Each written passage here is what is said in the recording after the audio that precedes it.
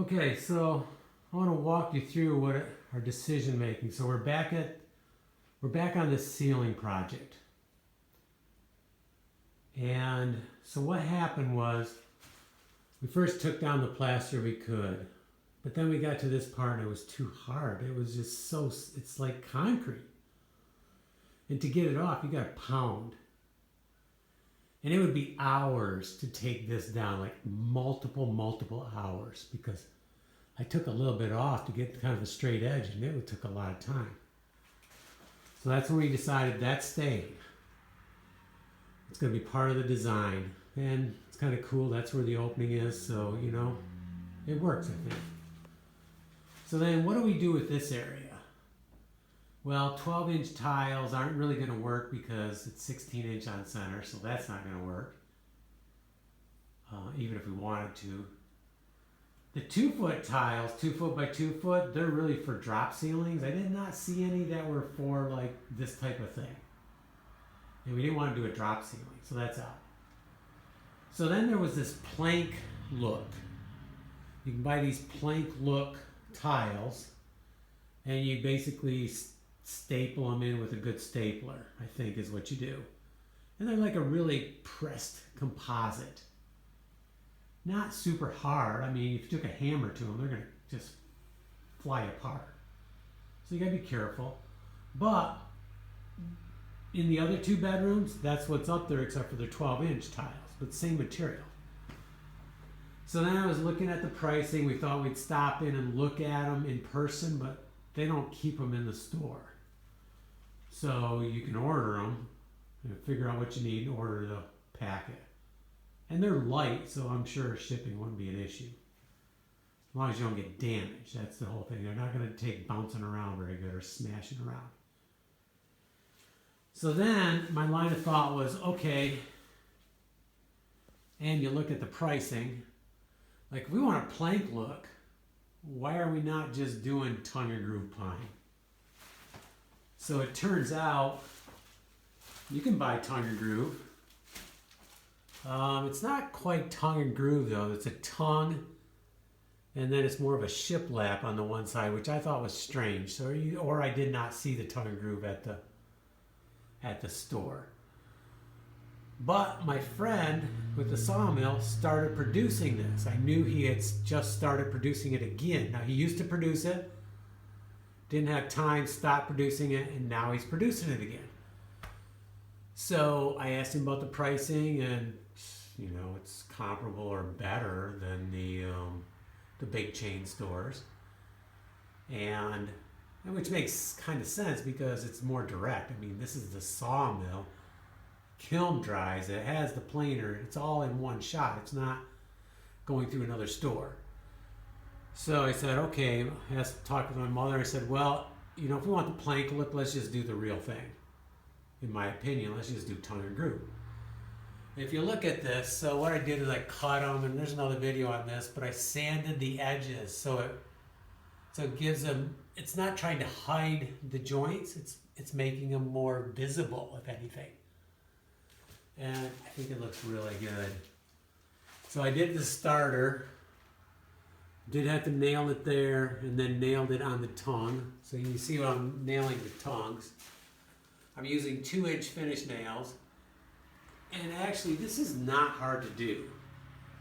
The part that's a pain is every time you hit it, stuff comes off the ceiling. So you got to wear a mask, really good goggles. I really strongly recommend the full thing, so nothing's coming down. And a good mask. You could go even better than this. It's up to you. This one seems pretty good.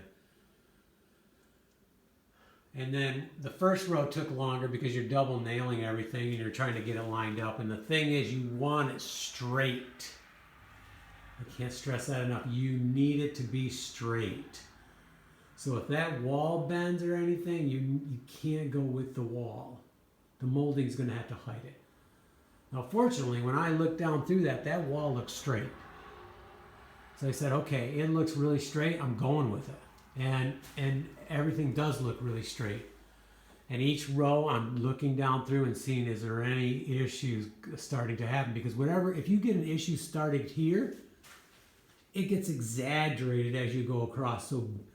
So take care of it. If you need to sand some off to make it fit right, and make sure these boards are straight.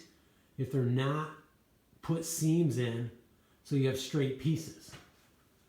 And I did a video on that, which would be in the same playlist. So bottom line is, this is going really well. Now, there's some tricks. One trick is, don't pound on the tongue. If you need to pound, try not to pound, first of all. But if you need to pound, use a little spacer like this. You can even cut it off. That's what I used to do, have one cut off. I should have done that. And then have this in your pouch so you can grab it, put it on the board, and then tap it. What I did this time was I worked them until I was able to push it in by hand. And maybe tap a little bit, but not much. You don't want to be banging that tongue and flattening it out or anything. So sometimes I had to take the claw of my hammer and kind of wedge the ceiling down a little bit, because if there's any like this going on, you can't get the next one in. Or maybe if the tongue, in the ideal world, they're perfectly centered, that groove. But what if one was just ever so slightly off? You may not get it in there, so you need to. So sometimes I had to pry it down just a little bit, or to even it up. Wherever you have a joint, those tongues need to be even, or you need to be able to press it so you can get them even, so you can get the next one in. So that takes a little working. The other thing I forgot is, I figured I'd have to pre-drill them, but I was thinking I had drills up here, but I didn't. I'm sure there's some out in the garage or something, and I could have went and looked. But the other little trick is, take the nail that you're going to be using, put one in the drill, and use that as a drill. Because these nails have a little bit of sharpness to them. And we're only talking about yellow pine. So I used the nail to drill. Now a couple times I hit something.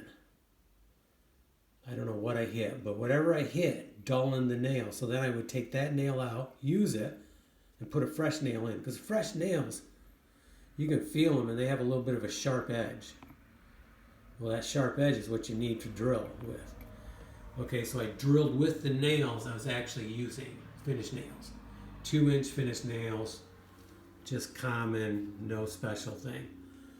But it's in there. Like that thing, I don't see it coming down. I mean, and this isn't the first ceiling I've done. I did do some in our own house when I was building it like 30 years ago. But it's been a long time since I did. The other thing to look out for, I'm trying to remember all the little tricks, and that is, I don't like to match the seams up. Like if you get a seam that matches or maybe just slightly off, to me it draws the eye to that. So I like to have them off, like here. So that one's 3 inches off this way, and that one's off the other way. So I do have one down here that's a little closer than what I would like, but it's still off 1.5 inches. I'd rather have it be 2 to 3 inches off from lining up. Now, once you get over into the ceiling, let's say way over here, and that seam lines up with something over there, you can't get crazy. At some point, one of these seams is going to be darn close to one of those seams. But that's okay, because it's far enough apart. I don't think the human eye is going to connect them, because you wouldn't be at the chance of you being right here and looking down through and seeing those seams is not that good, I don't think. Plus these seams, you'll be seeing good over there. They're starting to blend in because you're farther away. And if you're at an angle, it doesn't really matter, because none of them you really show up that good. Okay, I know this is a long video. I tried to. The only other point, I started down here, went down to the other end, and then I would pick a board that's extra long, flip it, mark it, cut it, put that in and bring the extra piece, the leftover piece, down here to start. So what was left at the other end turns out to be my starter down here. So that means you kind of have to pick a starter that is a certain distance. Now I do have two seams that are lining up, but I'm already 4 courses apart, so I'm okay with that.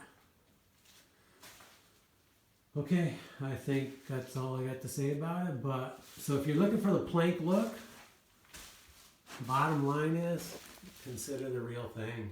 Tongue and groove, white pine. You could be hardwoods. I've done hardwoods on ceilings. Go for the real thing, or consider it. Consider it. Could have pre-painted them, but it's a good thing we did not, because my mother kind of likes this look now. So now we're thinking she doesn't want to paint them. They could always be painted later, but okay, maybe a clear finish on them. Who knows? Or in my wood shop, I never did put anything on them. I was going to. I probably will someday, but as of now, I still got the old raw wood there, and it's fine. Okay, I think they look really good. Tongue and groove, yellow pine, or white pine. Tongue and groove, white pine, knotty white pine.